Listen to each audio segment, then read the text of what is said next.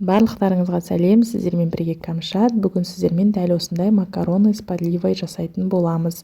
Макаронның орнына кез келген күріш немесе гречка пюре қолдансаңыздар да болады.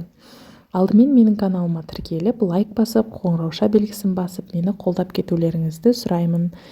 Видеоны соңына дейін қарап, міндетті түрде жасап көруге кеңес беремін. Кеттік.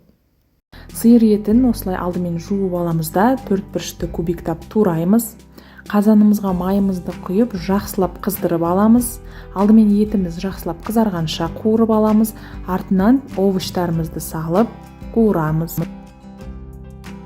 Міндетті түрде қарапайым тұздан жарты ас қасық және Қытайдың тұзынан жарты ас қасық саламыз.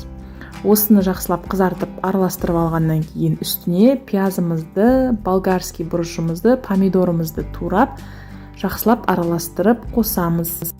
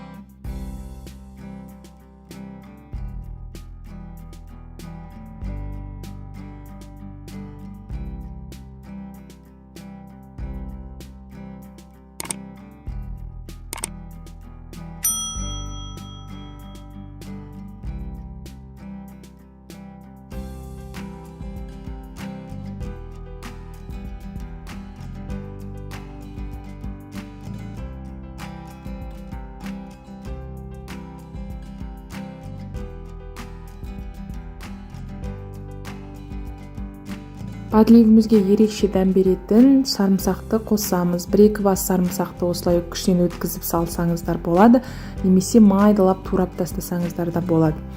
Тәтті паприкадан және ашты қызыл бұрыш, яғни аджика болса, соны салсаңыздар да өте күшті болады.